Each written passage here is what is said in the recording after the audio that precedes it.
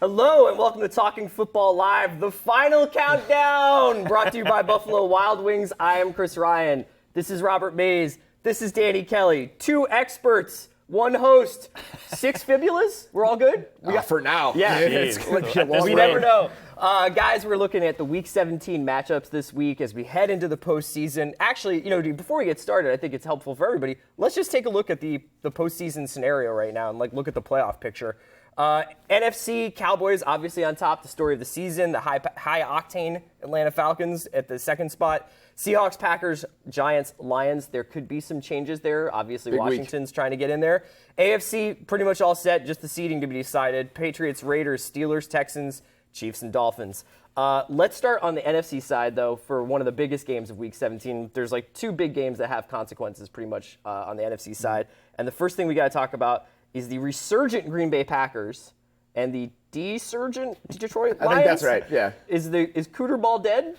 I certainly hope not. I mean, that offense has always been not as good as we wanted it to be with Jim Bob Cooter and Stafford just pulling things out of his ass at the end of games. Right. But that defense is just so bad. I mean, it has been all year. They've Yeah. shown some competence, but it was always going to drag them down. And I feel like against a Green Bay team that has Aaron Rodgers just full tilt right now, it's going to be a problem. Yeah, the Detroit situation is basically the advanced numbers were always suggesting that their luck would run out, and it seems like it's running out at the wrong time. Yeah, I mean, it's like a regression to the mean. They just can't have magic every single game, every fourth quarter. I think that I don't even know how many it was, but they've had 8 or 9 fourth quarter comebacks this year. Yeah. So, yeah, I don't know. And their offense hasn't looked quite as deadly the last couple of weeks. Stafford has looked like maybe the finger thing has affected him a little bit. Yeah. Just enough. Yeah, exactly.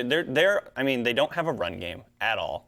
And like Mays said, I mean, the defense has always been the problem this year. They had a kind of a run where they played pretty well, but they're still the 32nd ranked pass defense by DVOA. Who even is the Detroit running back? I mean, Theo Riddick is their best running back. I feel like nobody's wanted to be a running back in Detroit ever since Javid Best. Zach Zenner. Zach Zenner. Oh, my God. Who are these guys? Are these guys football players? It's bad. It's bottom of the barrel Here's for sure. the thing, though. Detroit's in a great shape because it's not like they're playing against a high-octane offense, right? They should be fine. There's nothing flammable. Wait, the Dragon. This is what I see in my nightmares. I mean, this version of him is what just haunts my life every single year. And I know that we were back and forth on it early. Is the supporting cast done? Is he just taking a step back to the point where he can't carry them anymore? Are he and McCarthy so at odds or stale that they have to break it up? 10,000 just stipulations about what could possibly be going wrong, and then it doesn't matter. In the end, he will always become this just fire-breathing monster that he actually is. This is the exact flip side of Detroit. Green Bay playing their best football at the perfect time of year. I mean, right now, other than Atlanta, they're the most deadly offense right now, passing offense in the NFL. Aaron Rodgers, he's getting a lot more protection too lately, which has been huge. I mean, we saw a couple plays the last couple of weeks where he kind of runs around. He does his Aaron Rodgers thing where he runs around, spins around about 3 times, strafes out to the right, and then hits Jordy Nelson in the end zone for a touchdown. That's just vintage Rodgers, and it's back. He's feeling it right now. Turns out if you want to let Aaron Rodgers get off, it helps to just have a head coach in the defensive backfield not agreeing with each other. Yes. Exactly. That was a really interesting little wrinkle to the Minnesota game. Mace, do you think is Green Bay the hottest team going into the playoffs right now? That's a really good question. I feel like we're not talking about New England because they haven't beaten anyone. Yeah, this is the same thing. It's like Dallas had that hiccup against 2 of the best Patriots defenses. ain't played nobody. Yeah. But, I mean, New England's rolling. But I do think that just the style in which Green Bay is doing it and the way that Rodgers looks, I mean, just the guy that can win you everything. I mean, he is, in my mind, the most talented single player in the league. He can do the most at any given moment.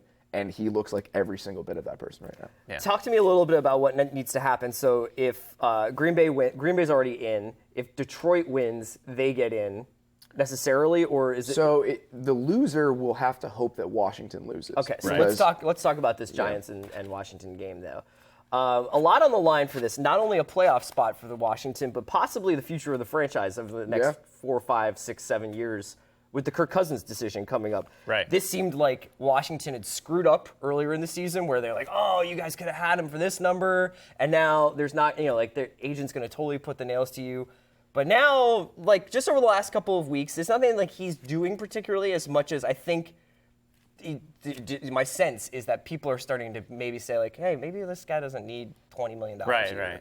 I mean, Carolina game. I mean, you want them to win that game. Yeah. That's the type of game he needs to show up, and it just wasn't there. Didn't do it. And, I mean, he's kind of he can take the Flacco track right here. Like, if he has a good game this week and then they get into the playoffs and have a couple good games, the disparity of what he makes, versus if they flame out this week, is going to be like $5 or $10 million. That's crazy. Or $5 million a year potentially. Right. And like we saw, Flacco parlayed like 3 good playoff games into like a huge, huge deal. I could see the same happening with Cousins if he goes off these next couple weeks. And if he throws 3 picks, he can go quarterback the Bears. Yeah, I'll be very curious to see if it goes really bad, what they end up doing. Yeah. Because you have a clearly defined track record from McLuhan of not wanting to give him a huge deal. Yeah. Right. I mean, we've seen brilliance from this offense. They've been a top 10 group the last 2 years, and it still seems like there's some hesitance there, and there's a reason for that. Do you think that ultimately, like, this is a really interesting team building scenario, right? Because we've seen with the Seahawks having a lot of success when they didn't have to pay Russell Wilson a ton of money. Mm-hmm. Right. We've seen across the board, like, younger quarterbacks doing really well because, like, the team's able to protect them, maybe spend some more money on the line, maybe spend some more money on an elite defense. So, the quarterback position, which is obviously the most important in the NFL, it still might not always be the smartest to spend the most money on that spot. No. I mean, if you're Scott McLuhan, like, what do you do? If I had to right now, yes or no, cut the check. Dude, that's tough. Because who do you replace him with? I don't know. That's the problem. Yeah. I've gone back and forth on it so many times because in that offense, it's so hard to differentiate his performance from the dudes around him. Right. Their pass catchers are so good. Their line is really good. And it's hard because I don't think you could put anyone in there and have them succeed. Yeah. But I think you could put a decent amount of guys in there. Cheaper person. But then you wade into the unknown, and that's always dangerous. And then what happens when Deshaun Jackson bolts for Philly? it takes you to sell it. Yeah. Get north, my brother. I mean, It's so the best how thing much that's is ever that? happened to you. I don't know, man. You can't go home again. You're not going to welcome him back with open arms? I would love. I mean, like, that's the thing that Philly has really lacked is what's it called? A guy who can catch. Yes, That's right. yeah. Yeah. So, one reason why Washington might want to think about sticking with Kirk Cousins is that, as we see in the NFL, having a consistent, just like steadiness to your offense and having like, hey, you know what? Eli is going to lose us some games. He's going to win us some games, and sometimes he's going to win a friggin' Super Bowl. It's a great And that's what we're looking comparison, at with the Giants again. Is just like this Giants team. Part of me is just like, you guys have no business being here. Right. But like, actually they do. And if you just throw slants to Odell Beckham, like, how hot are you on this Giants team? The formula works just because they have one great player offensively that can make a big play or two a game, and they have a defense that I really do believe in. I just think that unit, when healthy, has so much talent at every single level that they can carry them. I mean, I absolutely think that defense is good enough with Eli and Beckham to win this team a Super Bowl. Are you surprised by the Giants defense this year? Well, on one hand, on paper it looked awesome. Yeah. Like what they did in free agency looked great. But Getting then you're Vernon, always because you got 3 big name free agents, Janoris Jenkins, Snacks Harrison, and Olivier Vernon. Yep. And on paper that looks great. But you always have this thing in the back of your mind where you're like, no free agent classes work out like that. Rarely happens that way. But they have, and that's they've been really good. All 3 of those guys have played not up to their contract, but at least have been really good. I don't know if you can really play up to what Olivier Vernon got, but he's been great. Yeah. I mean, what they needed him to be is the guy he was for that second half stretch last season, and he's Exactly. been that. Yeah. I mean, he's been. What I'm so impressed by is that when guys usually get these deals and they're secondary players and they get up to the top tier, they're the guy now. They don't always play as hard as they would have. Right. But every single one of these guys is doing the dirty work. I mean, the way that Olivier Vernon defends the run is what impresses me. Yeah. Harrison is that guy, and he still has been. So I just love the fact that they've been willing to get nitty-gritty even after getting these monster deals. Last Giants question, can they beat the Cowboys a third time? There's always that little bit of like, Right, it's like the third is the one. It's like you can't beat an NFL team 3 times a year. There's just too much parity for that to happen. What do you think? I mean, if there's any team that's built to beat the Cowboys, I think right now they are, just because that run defense is really solid. They can defend the pass on third downs. It's huge. I think we would have said maybe the Seahawks were equipped to do that earlier this year. I think right now the Giants look like the biggest threat to the Cowboys. They've stymied him twice. I don't think it's an accident. Yeah. So from both of you guys, one each, who's going to be in the playoffs? Out of these I think NFC Green teams? Bay is going, and I do think that the Giants beat Washington. So I think that Detroit gets in as the 6th seed. Yeah, I agree with that too. Some of these teams, like Giants, I don't think have anything to play for really because they're kind of like locked in. Right. But I still think that their defense is just so stout, and right now the way that the Redskins are playing is just so inconsistent that I kind of see that happening. I think that Green Bay is going to beat Detroit, and then Detroit will kind of just sneak in. Yeah, I kind of agree. I agree with you guys, although I have to say I think Washington could make more noise in the postseason. Do you know what I mean? I think after they get past that, I think that offense could just do some different things. Let's go over to AFC now. This has been obviously there's just a lot of volcanic upheaval in terms of it's been a week. What's going on with it's really top of the top talent going down.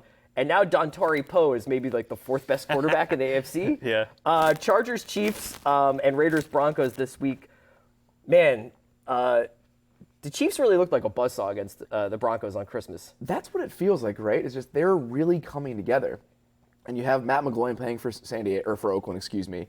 It just feels like this Chiefs team deserves a bye, is going to get a bye, and be a really big problem throughout the AFC playoffs. It just that feel of it is really coming together. Yeah, and the way that defensive backfield can make plays is just huge. They create feels turnovers. Very Seattle-y. Yeah, exactly. And I mean, you have to if they do get the 2 seed, you're going to be playing in Kansas City in January, where it's freezing and it's loud. I will be at that game. I promise you that. If that goes down, I will be there. So it's a great atmosphere for them, because they can sort of do their ball control thing, make turnovers. Yep. And then classic Andy Reid, just managing the clock. Yeah, and then now they have the ability to make explosive plays with a couple of guys. So I don't know, they are looking good. I mean, obviously Alex Smith is not going to push the ball down the field very often, but they have guys that can break plays with Tyreek Hill, and Travis Kelce sometimes. So I don't know, they look pretty deadly right now. Yeah. What do you think about? All right, we'll put it this way. Make the case for the Raiders still having a good postseason. Oh, let's do it. I'm ready. Make the case for McGloin. We're not even McGloin, but make the case for this team. I just think that there's two differences to me between this year's Raiders team and last year's Raiders team, and what's really taken them to a new level. One, just Carr's evolution. He's been so much better, and that is the biggest thing. The other part is that last year they had a really good pass blocking offensive line, but it was a finesse group. Mm-hmm. They go out, they give Clutch Osemele all of the money in the world. And I was actually there talking to those guys this week. He changed that group. Yeah. He rubbed off on every single one of them and turned that line into a bunch of mauling monsters. So that's his philosophy, is just destroy them. He's just a crusher. Okay. And I think that their ability to really line up and beat people up on the ground is different than it was a year ago. And now they go 3 deep at the running back position. And that's the thing. Now you add Jalen Richard, you add DeAndre Washington, Murray, plus those pass catchers. It just feels like even without Carr, there's enough on that side of the ball for them to put up some points. Can McGloin throw the deep ball that's been the kind of backdoor for the Raiders all year, where it's when things are getting tight, when it's getting third and fourth quarter, and Carr would just throw those 28-yard Rick list that he can do. It's amazing. And just kind of just say, hey, you guys, you're 2 of the best receivers in the league. Go get it. I mean, I don't think he's not going to have the same level as Carr, clearly. But I mean, like you said, they have 2 guys that can win man outside, you know? And Crabtree's kind of had some big drops lately, but he's still a very, very talented guy, still kind of guy that uses his size well. And then Cooper is one of the best route runners in the NFL. He can leave guys in the dust. I think he could come up big in the playoffs. He's kind of been quiet lately, but I don't know, he just seems like the kind of guy who could, with Carr being gone, kind of emerge as carrying the offense a little bit. So that third down catch, those are the plays he's going to need to make. I mean, that catch that sealed the game against Indy, he went up in 2 guys, and he came down with it. And that's the type of stuff they're going to need. Yeah. So, Raiders, is it almost better for them to have, if you're the Raiders, I mean, obviously getting a bye is great, but do you just want to kind of get McGloin right in there? Or I mean, I want the bye. Yeah. I think that anytime you can not play a game. In the basement. The problem is that the way it looks right now, if they do get the bye, it looks like they'll probably play Pittsburgh. And I don't know if they have the firepower. I think against a lot of teams, they have enough to score enough points. But if that Pittsburgh offense is rolling, and against that Oakland defense, it might be, I think that's going to be a tough sell. What do you think? Yeah. I mean, there's no scenario in which they don't want to Right. buy. I get there's what you're part saying, of me that's though, almost just don't you want to get Matt McGloin as much let's go. Get him more reps and everything like that, Because there's a scenario in which he sees a lot of Von Miller this week, even though the Broncos have essentially just given up.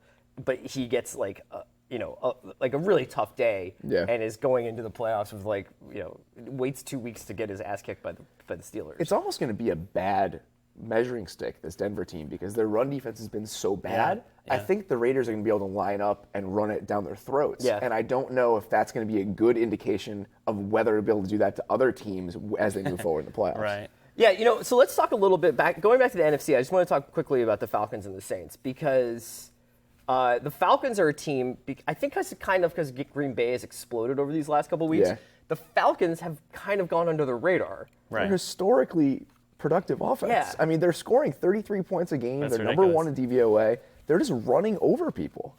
Do you feel like the Falcons are all about being able to play indoors and not have to is this a team that needs to keep it in I think it the helps Dome as much as possible? It would help. And May's made a great point this week where I think if they get the 2 seed, that means they stay inside because they'll play in Atlanta in the divisional round, and then if they win, they would go to Dallas theoretically and play in a dome there, and then get to Houston, and that's a dome too. So this is a team that airs it out. Their precision passing offense. They have their multiple offense, tons of passing, concepts, and it's just I think if they're playing in the wind and the rain and the sleet, they're probably not the same team, and so it's kind of taken away some of their teeth. But I still think they would be good because they have some good running backs. They have a good line. They're better. They have more avenues to points this year than just throwing the ball to Julio. Right. They can grind it out. They can be ugly. But just think about how much different it is hosting that game in terms of going to Seattle. Yeah. And that's the difference now. Them winning last week, they get their home fast track, and then you go to Dallas, which that Dallas-Atlanta game would be. What's the over-under of that? 110? Right. I mean, that is just explosion. Yeah.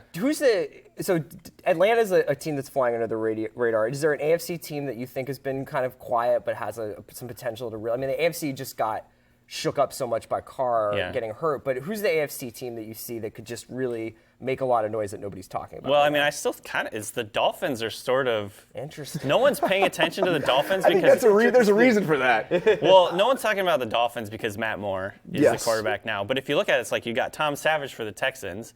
You've got McGloin for the Raiders. Matt Moore's the third best playoff quarterback in the AFC. Yeah. So, I mean, honestly, the way that the Dolphins are running the ball right now, it makes them dangerous. And their defenses play a lot better. They can rush the passer. And those are two, playoff-type attributes that really, work in January. Yeah. And so, I mean, I'm not picking the Dolphins, but I'm just saying, maybe people are overlooking them a little bit right now. I don't want to get too arena football with it, but I just really, really wish you get to the end of this long season. It's week 16. These guys go down. Mariota goes down. Carr goes down. Just let Phillip Rivers quarterback for the Raiders. I mean, what? No, but who here is really going to stop don't even that? say it Let because I'll just get Drew too Brees excited quarterback thinking the about Texans. it. Phillip Rivers playing for man. the Raiders right now is it's too much for me. It would be the best thing ever. I know you were saying he has a dead arm, but it just would be so cool if you could do any It's like you could loan a guy out. Yeah, right. It's even Garoppolo. Breeze is almost too much. Yeah, though. Breeze is that's too just good. not even fair. I feel like Rivers is probably the best guy you could loan out. I'm trying to think about who. The Rivers line. Who would you want Cam to quarterback? I mean, Cam in a Raiders uniform actually. Oh man, yes. That was just That would be that perfect. vision is amazing. Yes. That would be really cool. Does any of this stuff? I mean, now that you see, obviously Brock isn't hurt, so they're just playing Tom Savage because it's the less of two. Yes, because he's Brock. Two evils. But is there anything to be said about quarterback depth in this situation? I mean, not everybody can be the Cowboys, clearly. Right. But would the Raiders have been better off if they had a slightly better backup than McGloin? I mean, If you lose your starting quarterback, it's over. Yeah. I mean, it's not a Jeff Hostetler league anymore. Jerry Jones is cackling in a room full of gold right Exactly. now. But there's no way you can plan for that. Yeah. I mean, Yeah. they drafted Dak Prescott in the 4th round. He's not some Right. high-priced option that they plan for. Yeah. If you lose your guy, it's probably done. And it's kind of weird. Nobody's really talked about this week, but this is exactly what happened to Cincinnati last year. Yes. Cincinnati Yeah. was a Super Bowl contender. They lose Dalton. Yeah. McCarron comes in, and they're done. I mean, it's really that simple. I don't think any of the guys who are going to be playing in the playoffs have done the McCarron of immediately coming out and being like, this is just like what happened with Tom Brady. I'm here. This is where I forgot careers about are made. Remember? He was Oh, like yeah, that. I that was was like, awesome. damn, AJ Hey, McCarron. I respect is really that. Shoot your shot, feeling AJ himself. McCarron. Yeah. Shoot your shot. Is AJ McCarron still playing football? Yeah, he's the backup quarterback for the Cincinnati Bengals, Oh, man. good. I'm glad he was able to Yeah. retain that.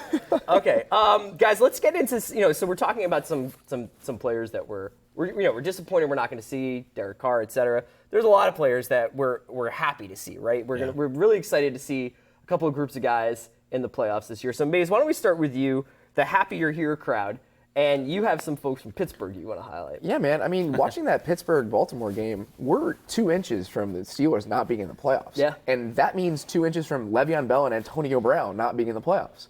And I know the Steelers have been kind of hit or miss offensively this year, but over those last couple drives against Baltimore, just Brown making plays, Bell making plays, it just really gives you a window into, oh yeah, these are 2 of the best 10 players in the league.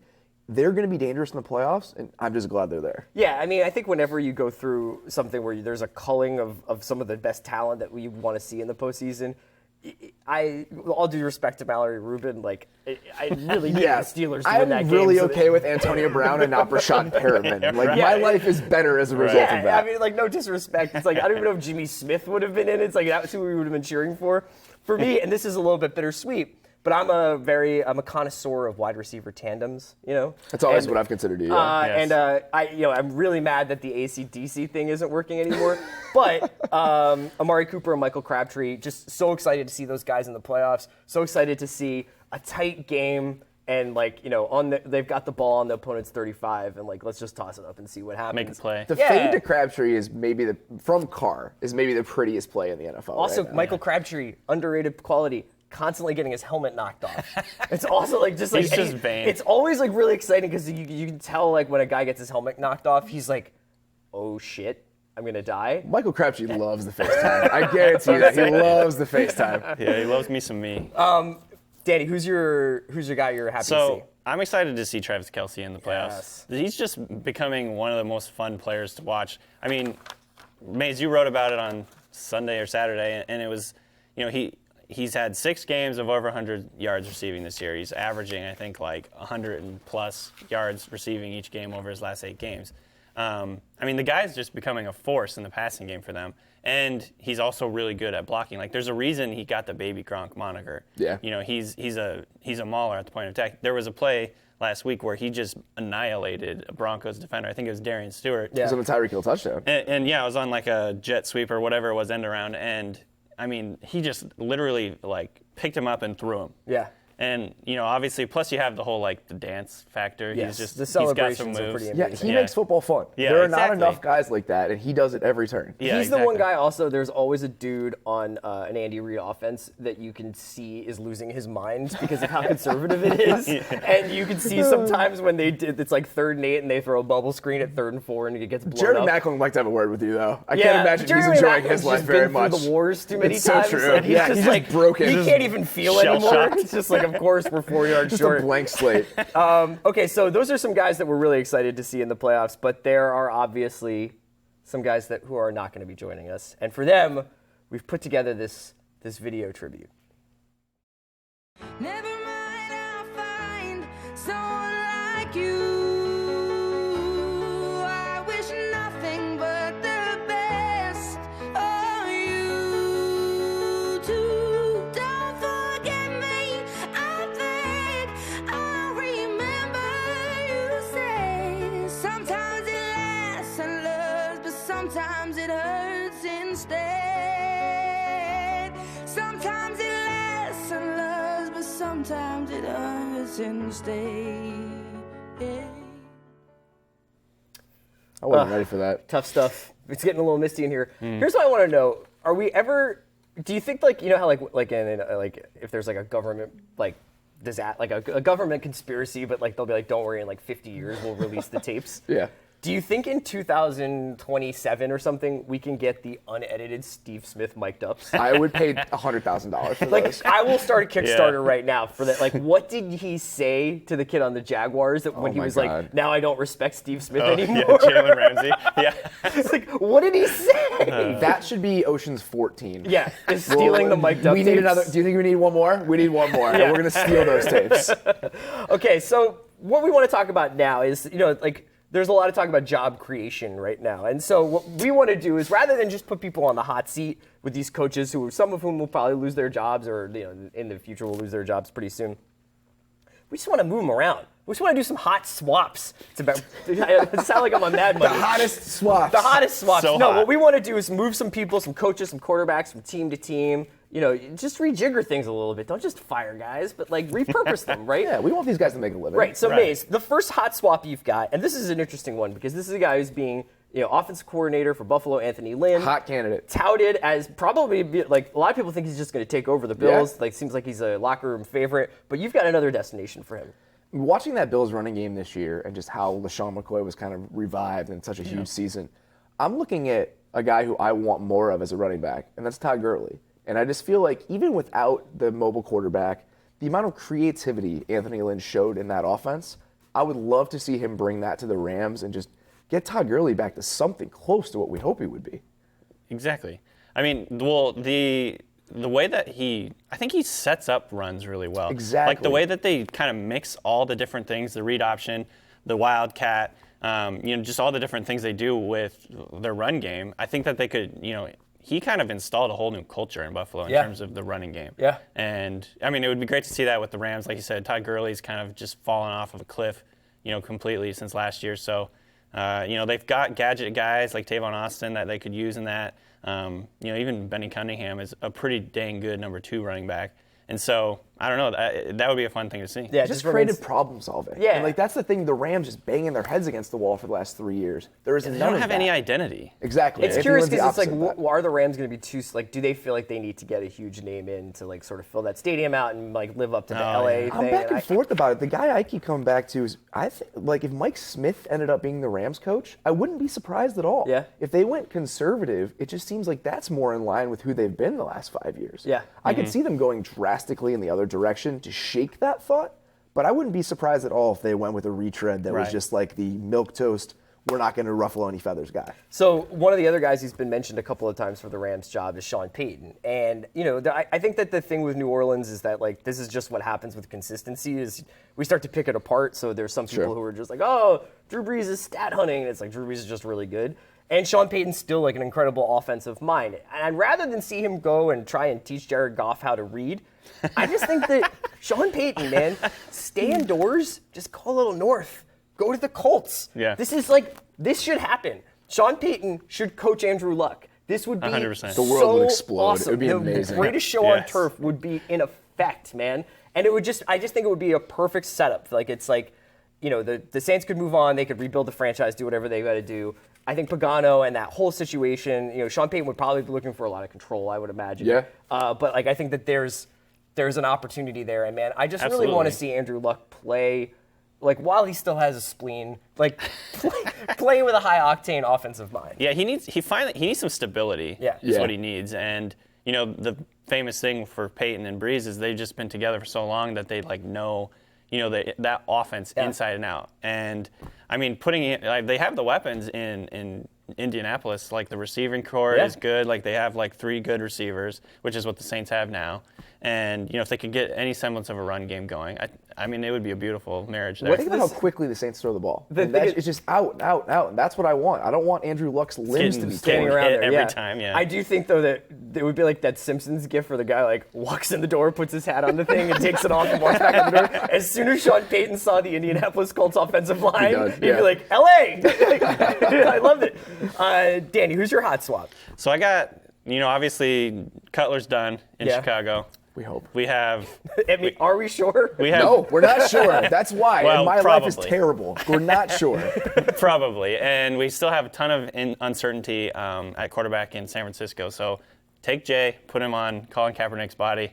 We want that in San Francisco. And the reason I say this, It's obviously, because it's Seahawks fan voodoo? Is that why you're saying well, it? maybe I'm wanting San Francisco just to burn completely to the ground. You want to get a troll war going? Evil. Yeah. Jeez. No, but I just always go back to the year that Nick Foles had in the Chip Kelly offense with the big arm. That's I go about back to it, too, a lot. Yeah.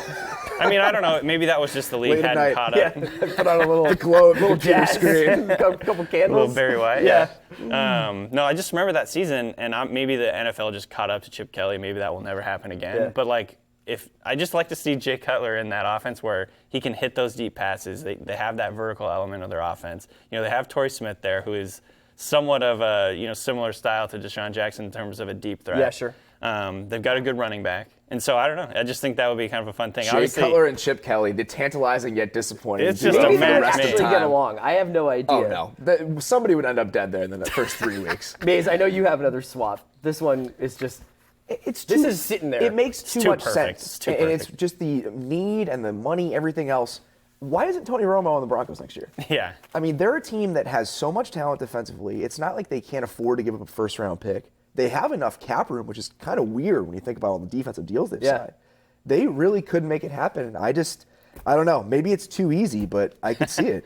What does that do? I mean, not that it really matters, but like, they seem to have invested a little bit of, at least emotionally, in Simeon and Lynch. Like, does that? I'm all set with the emotional investment. Trevor Simeon's a seventh-round pick, and they're paying like $17. You can move on from that pretty easily. Yeah. And I mean, I don't know if Lynch has really shown anything that gets them excited either, you know. It's too perfect. I mean, I think he would fit really well in that offense. Totally. You know, bootleg, a lot of, run game, everything that they have there. But We'll see if he still has mobile. You know, I think 3 years ago, Tony Romo would have been perfect for it. Right. Now you worry a little bit more, but you can see it in every single way. yeah. I don't know. I just see him hitting the cold, hard Colorado ground like Yeah, the that's true. first week of the season and just being like, well, that was a good idea. I actually do have a good idea, though. Okay, so Let's hear it. here's my scenario, right? Andy Dalton, pretty good quarterback. Yeah. But that's it.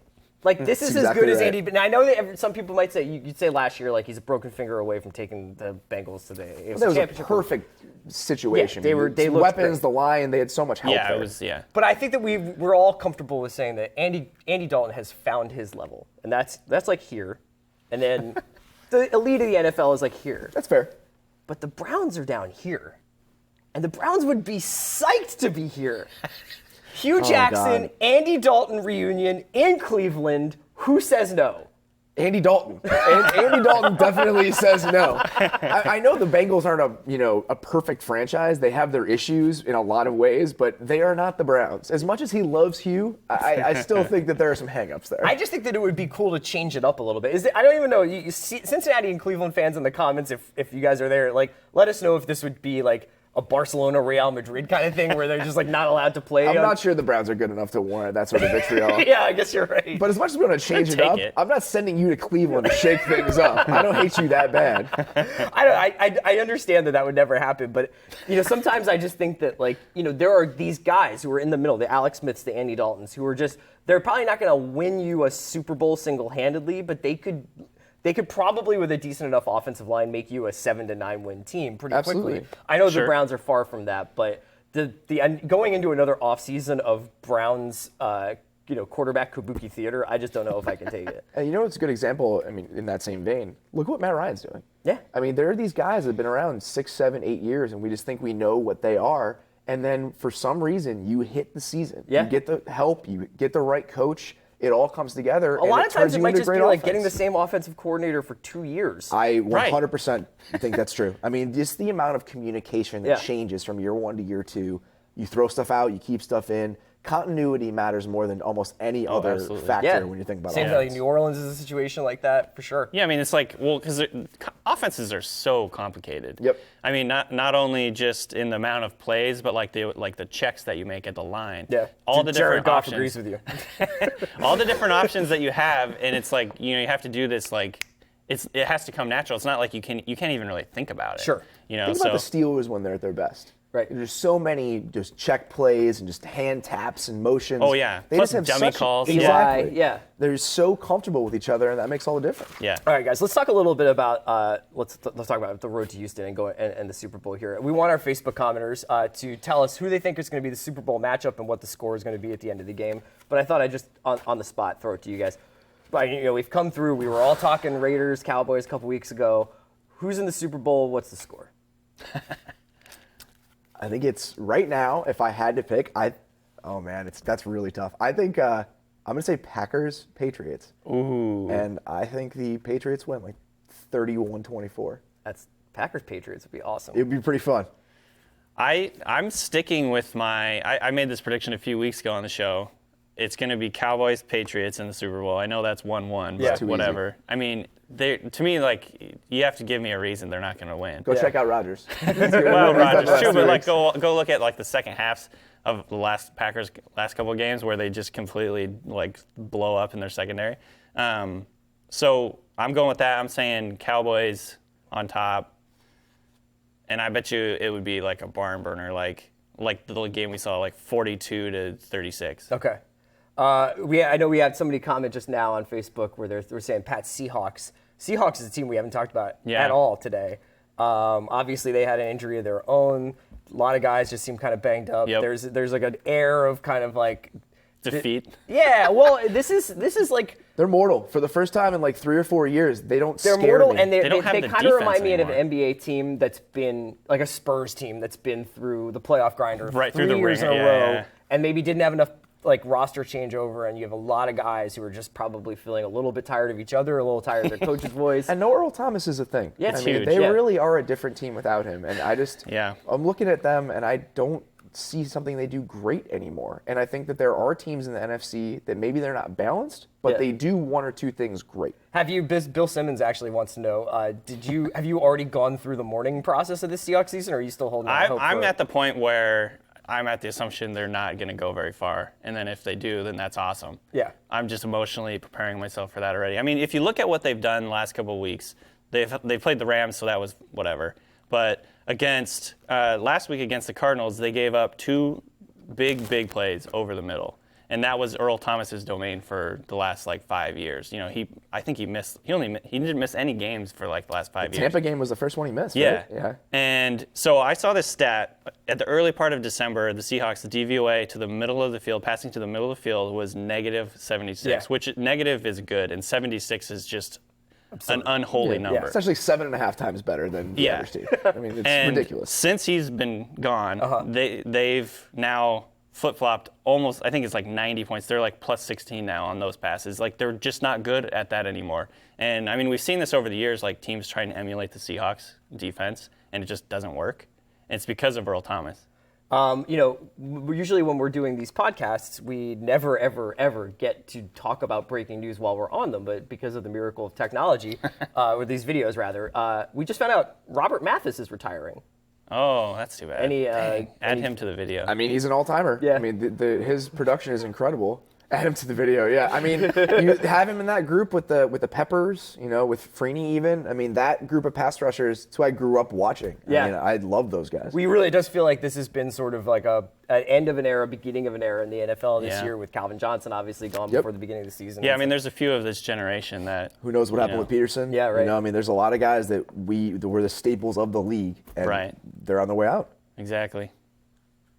And we also, with the Seahawks, before we go, I was going to say that. The Bennett contract is interesting that they got. Yeah, I mean, he's a huge part of their defense. He moves around. He plays defensive end. He also plays on the inside. Yeah. I know he's a big emotional part of that thing. Yeah. He's just always out there, riling people up. He's he plays really, on fire all the time. And so that's big. He is 32, so you kind of worry about that a little bit. He's getting a little bit older. What a weird career. But, I mean, such a strange path to be a huge part of a championship caliber team. He started out on the Seahawks as an undrafted free agent. They cut him. And then he ended up in Tampa Bay, and a couple years later... shipped him off, didn't want him, and now he's one of the best defenders. I think there was a stretch where he was the best player on that defense. Yeah. I don't know if that's true anymore. Clearly it's Earl Thomas. Yeah, Earl Thomas is but apparently there King was Arthur. a moment where I think he was. Guys, who do you think we're going to be sitting here next year at this time? Maybe I'll have a beard now by then. Who are we going to be talking about among this group that's not there now? Well, I know, Mays, I'm probably stealing your answer here, but I think the Buccaneers are a team on the up. They just didn't quite have it this year. They won some big games. They looked really, really solid on defense against some teams, but they just weren't quite there. I think if they add another weapon or two on offense, they'll be like a receiver really to go with Mike Evans. Yeah, exactly. Yeah, they need some complementary pieces. I mean, I would love to see them have a middle of the field receiver that's a little smaller, shiftier, guys that aren't trees. That's really what they have. They have ends. Who do you see joining this group next year? I mean, I think it's kind of the complement to that would be Tennessee. Yeah. I mean, just with Mariota, and I think a lot of the stuff they're doing, they have some talent I like on both sides of the ball. I feel like those are the quarterbacks. We look at those guys and we expect the step forward, and I feel like those are the 2 easiest answers. Yeah. I would love to see a Tyrod Taylor-led Bears team Let's do that. I am so on board with that, you don't even know. I didn't get a chance to say my Super Bowl pick. I think that everybody is missing the major clue here. The Super Bowl is in Houston, guys. Oh, no. We're going to Savage. Texas Bowl. Jerry. That would be fun. Oh, my God. Yeah, so I'm saying Tom Savage gets a home Super Bowl against Dak Prescott. That would be awesome. I'm taking Tom Savage. I mean, Why the wouldn't you? Houston defense could, put up a fight in that. Come on now. I mean, I'm not Will JJ saying. come back for the Super Bowl? I think he's officially done for the year. Dang it. There was a thing where it's like Derek Carr could play in the Super Bowl. Oh, it's like a long shot. Yeah. I'm not sure that's smart. I hear you say it's broke over and over again. I'm not sure he should be on a football field in the next Probably 3 not, weeks. no. All right, I think we're going to wrap it up there, guys. So this has been Talking Football Live, the final countdown. We've been brought to you by Buffalo Wild Wings. Make sure to listen to Mays and Danny's podcast on the Ringer NFL show. You can also read Mays, Danny, Roger Sherman, and Kevin Clark writing about the NFL on theringer.com this week and weeks to come throughout the playoffs. Again, my name is Chris Ryan for Robert and Danny. Thank you for joining us.